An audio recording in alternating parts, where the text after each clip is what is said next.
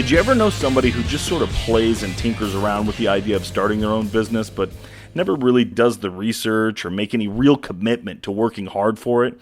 Well, my friend, that person you have in mind just might be a wantrepreneur. And if you don't think you know any, maybe you're the wantrepreneur. In this final portion of our interview with Mark Myette, we're going to talk about some of the risks, the pitfalls, and the misconceptions of being an entrepreneur and why it's just not for everyone. Power-packed Peak Performers Podcast. Welcome to this edition of Peak Performers Podcast with your host, Thor Conklin. Thor will be sharing the necessary tools, strategies, and psychology you'll need to become a peak performer in any area of your life or business. I know you came out with a new book recently. Tell us a little bit about it. Well, as people will learn, one of the things I focus on has been that one-on-one coaching. And the folks that I was coaching were people that were in some degree of some sort of career transition. And many times people are in a career transition where they're trying to figure out whether they should pivot and do something potentially entrepreneurial when where they were coming from was not a hardcore entrepreneurial startup mode. They were either employees or leaders of their organization that are making a professional pivot out of their profession. So after working with those folks for a few years, I picked up a pattern myself when I was working with folks and then decided, you know what, I need to take some time and put a book together to meet people where they are. And so the book was a result of working with I call it the wantrepreneurs, people that are saying, I'm thinking of, I've always had an inkling to, or every time I watch, Shark Tank, I'm thinking of my idea, right? And so the book was written as a result of working with or talking to wantrepreneurs where I can say, hey, glad to see that you're thinking of doing this. Do me a favor, read this book. And then when you're done reading the book, give me a shout. Perhaps I can help you. And then when I follow up with them, have you read the book? No. Have you read the book? No. Have you read the book? No. You are a wantrepreneur. I can't really help you. So in some ways, I use it as in my own marketing approach, which is when I met a wantrepreneur, it's like, here's a book, a simple read. Do me a favor, read the book, and then give me a shout, and we'll pick up from where I can learn from your takeaways. And it's people read, if I could tell, when people read the book, they'd call me up, send me an email fairly quickly to set up an appointment to follow up that told me, okay, this person appears to be serious in their commitment to kind of get through this. If they didn't, then it's like I really can't help them. I can't help somebody who's a true entrepreneur. They just want to do something, but they don't want to invest in or do something to achieve that objective. So the book was a result of that. Interesting. It reminds me, so many people come and ask similar questions, and I make it a little difficult as well. I want to see if they're really committed or they're just interested. And I find that most people are just interested.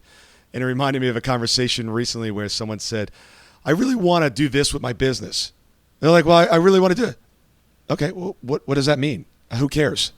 And they're like, what do you mean, who cares? This is what I really want to do. I said, I know what you want to do, but why does that even matter? Who cares? Who cares what you want? Mm-hmm. And they're like, well, I care what I want. I was like, okay. Nobody else does. I said, I want a lot of things as well. And I won't say what I said back to them because I don't want to put an adult rating on this show. But I was like, I want a blah, blah, blah. Yeah. I'm not going to get one, but I want one. And they kind of looked at me shocked. And I said, we can want all we want. I like to want all we want. Yeah. But what are you willing to do? What are you willing to take action on?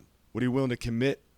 And that's where the rubber meets the road, and most fall off at that point. And it's a shame because, we all meet those people that are highly talented, and you just look at them and say, I know they can do it.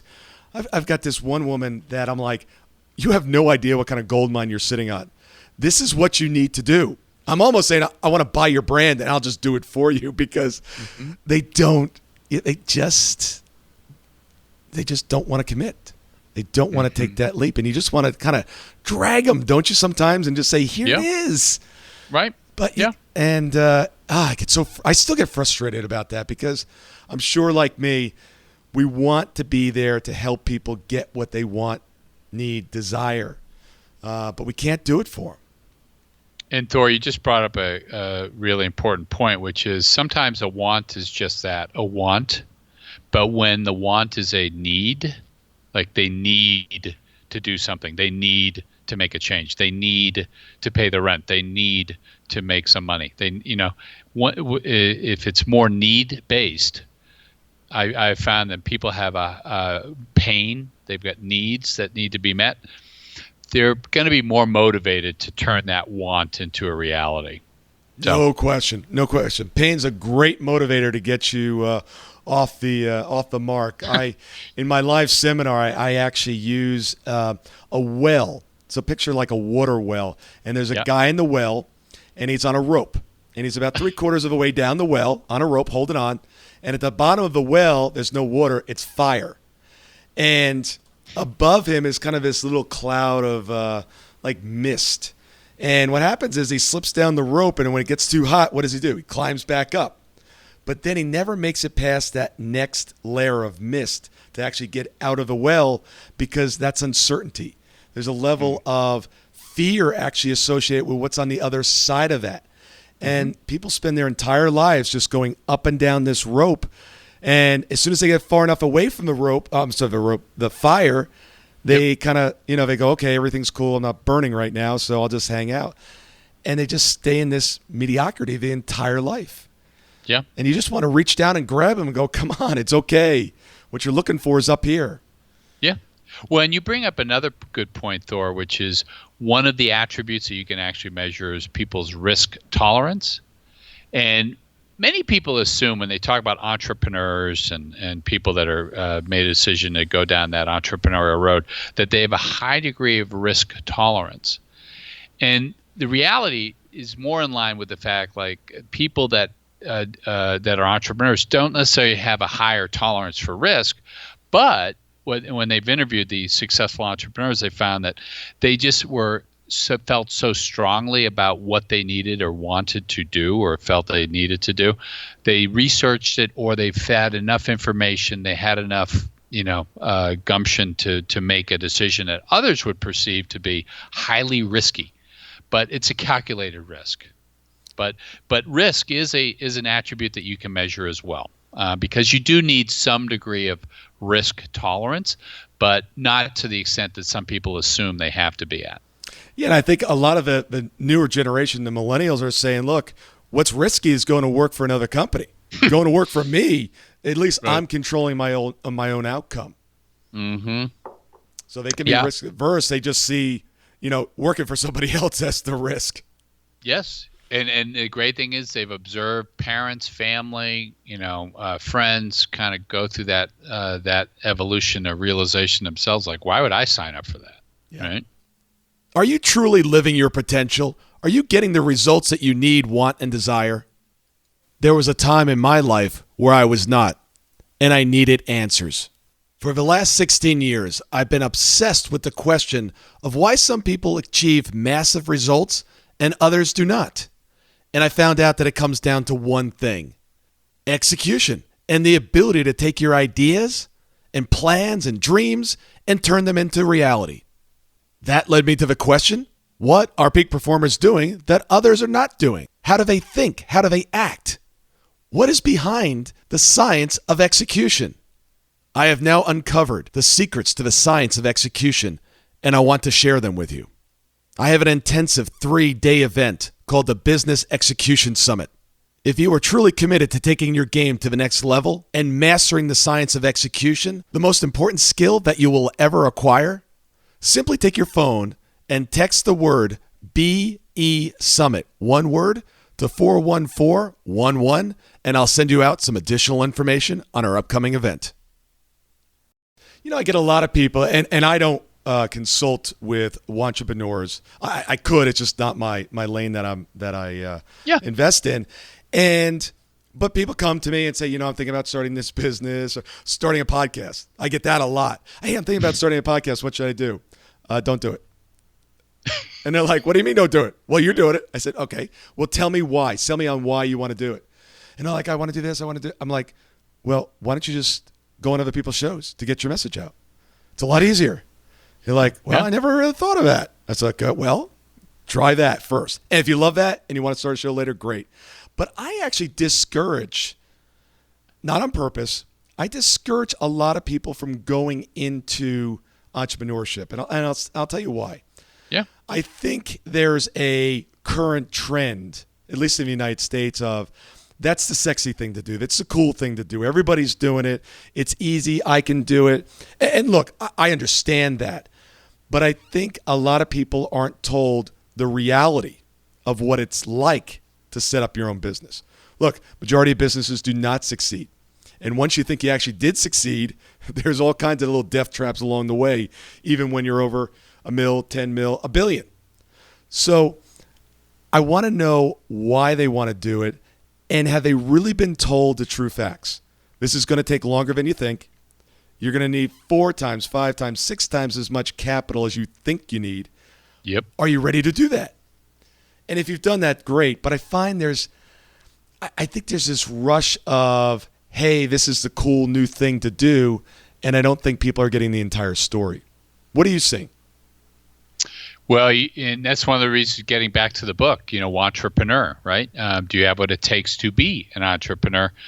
I think you're spot on in that, which is one of the reasons why I wrote the book also, is because it's very popular.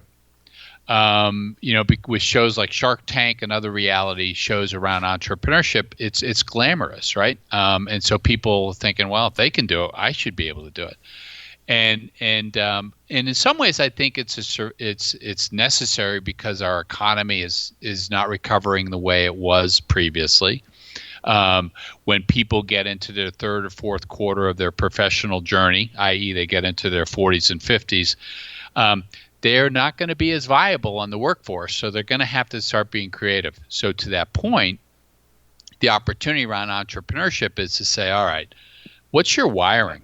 Getting back to the talents and strengths that you and I were talking about earlier, is understand what your wiring is. And as it relates to entrepreneurship, it's also just as important to understand which attributes do you have that might lend themselves to entrepreneurship. Because in the book, and you and I didn't talk about this part, Thor, but in the book I defined something called E-Band, and it stands for Entrepreneurial Band. And this is something I came up with. Remember, my number one entrepreneurial attribute is ideation or disruptor, right? So I just look at things differently. So in working with my clients, I put together this little band to say, you know what? Entrepreneurship is a band.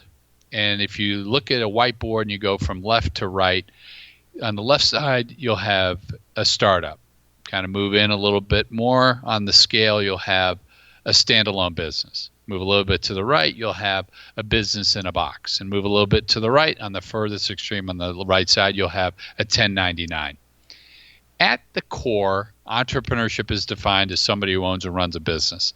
So your opportunity, Mr. Prospect or Mr. Wantrepreneur, is to figure out, A, do you fit on this band based on your wiring, and where in this band do you fit? And no surprise, Thor, is that if somebody were wired to do startups, guess who I wouldn't be talking to?